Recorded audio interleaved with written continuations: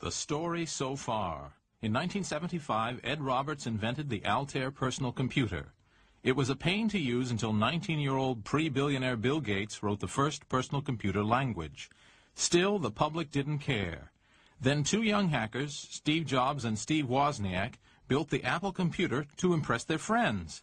We were all impressed, and Apple was a stunning success. By 1980, the PC market was worth $1 billion. Now, view on.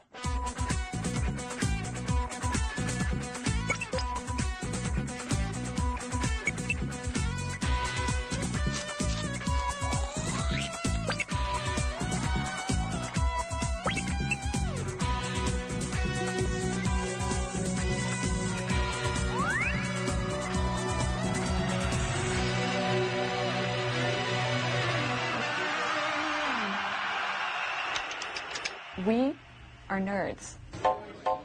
Most of the people in the industry were young because the guys who had any real experience were too smart to get involved in all these crazy little machines.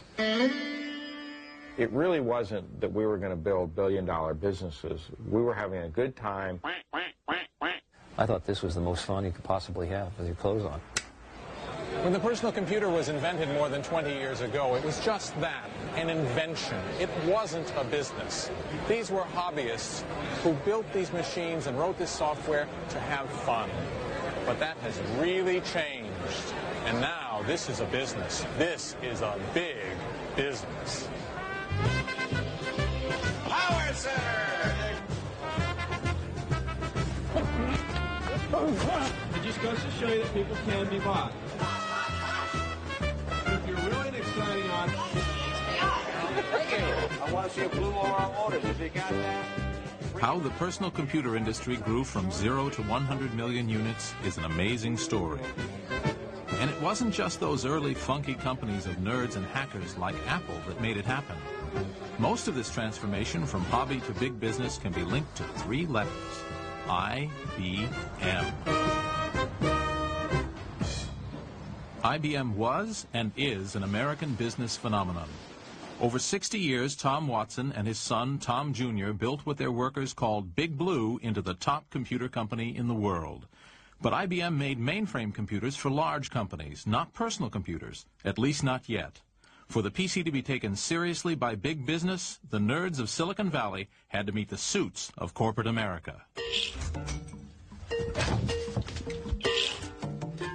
IBM never fired anyone, requiring only undying loyalty to the company and a strict dress code. IBM hired conservative hard workers straight from school. Few IBMers were at the Summer of Love. Their turn-ons were giant mainframes and corporate responsibility. They worked 9 to 5 and on Saturdays washed the car.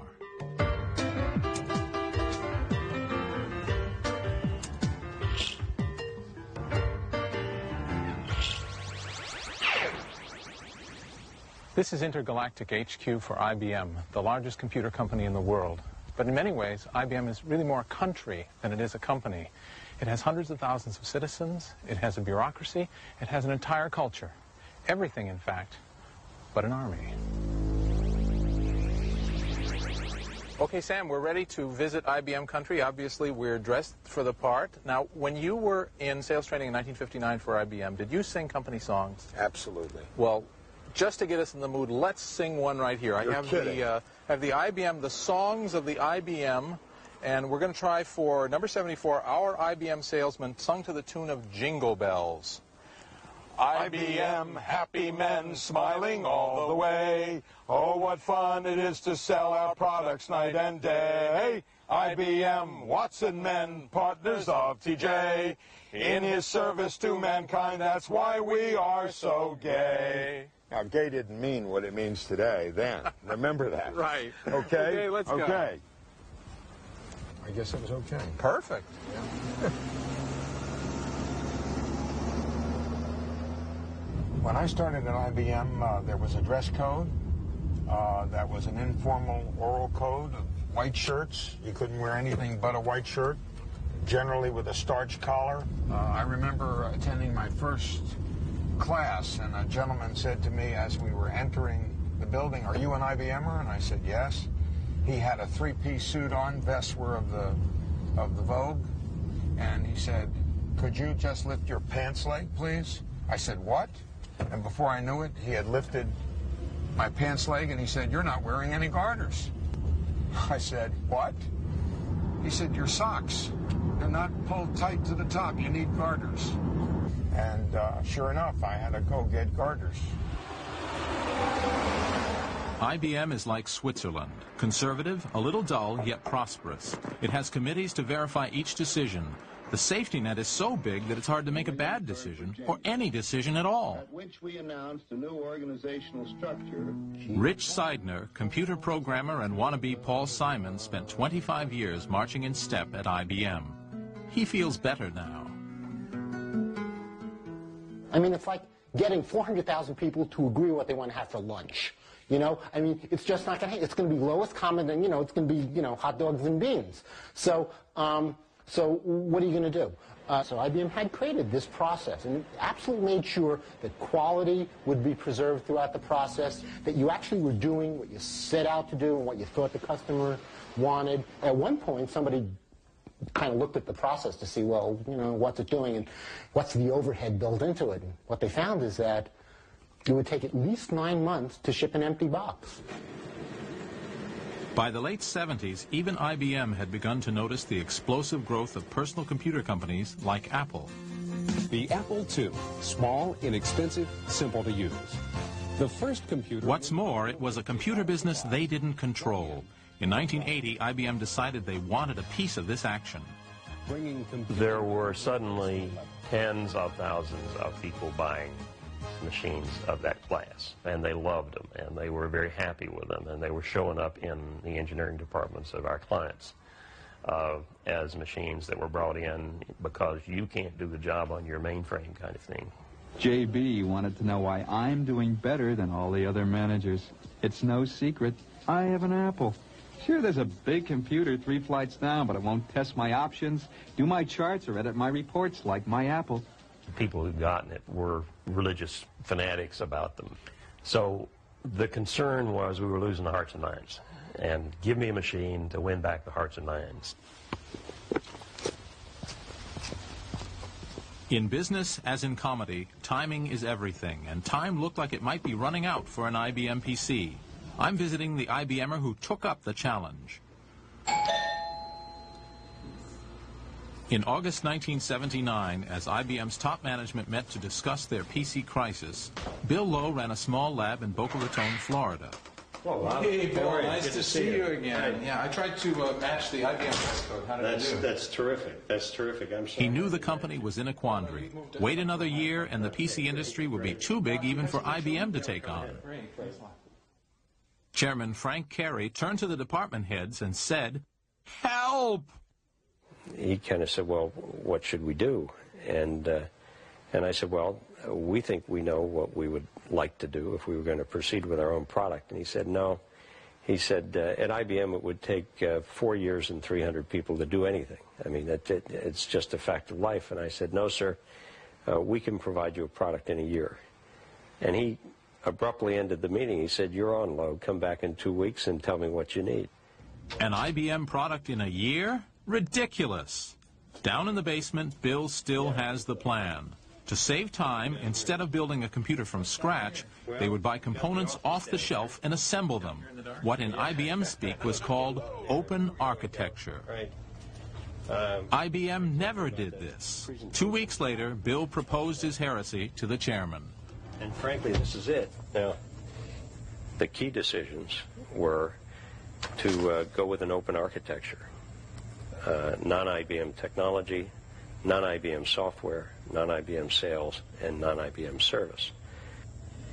And we probably spent a full half of the presentation carrying the corporate management committee into this concept, because this was a new concept for IBM at that point in time. Was it a hard sell? Mr. Carey bought it, and as a result of him buying it, we got through it.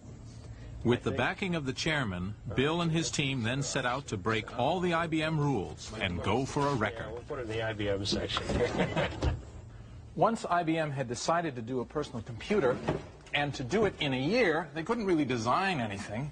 They just had to slap it together. So that's what we'll do. You have a central processing unit, and let's see.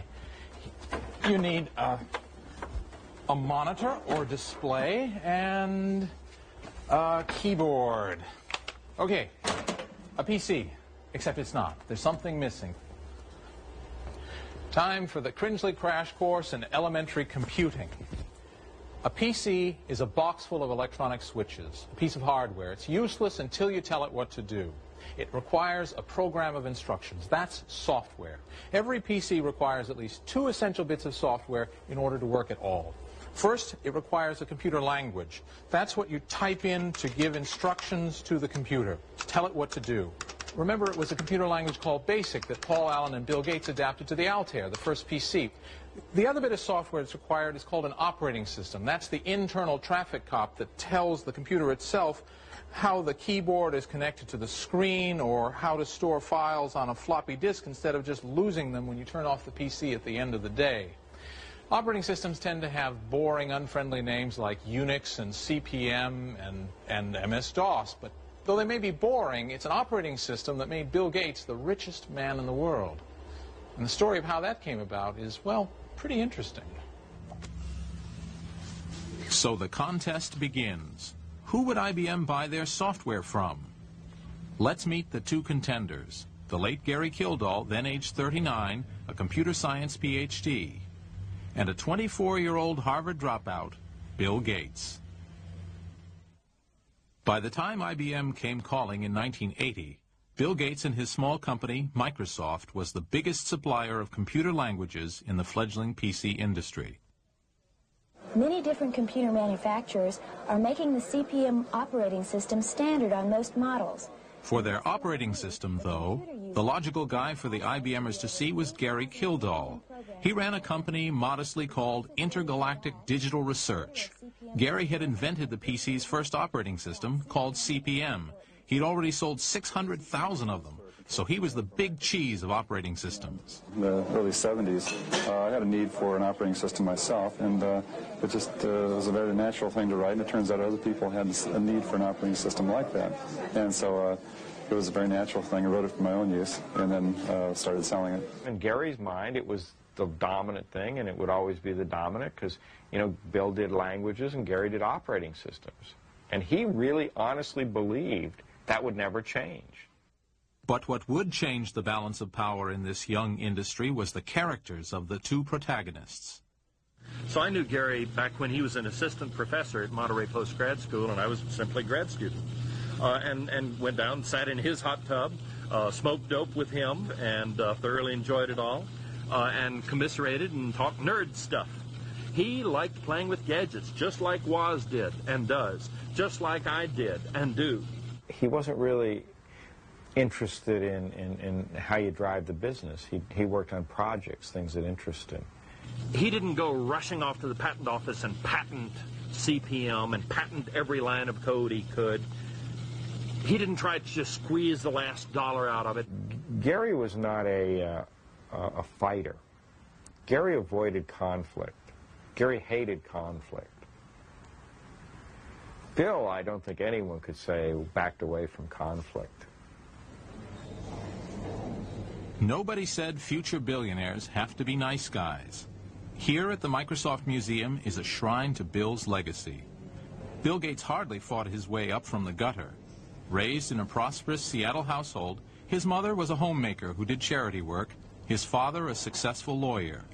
But beneath the affluence and comfort of a perfect American family, a competitive spirit ran deep. I ended up spending the Memorial Day weekend with him out on his grandmother's house on Hood Canal. She turned everything into a game.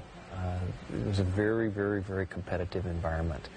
And if you spent the weekend there, you were part of the competition. And it didn't matter whether it was hearts or pickleball or swimming to the dock, and there was always a reward for winning, and there was always a penalty for losing.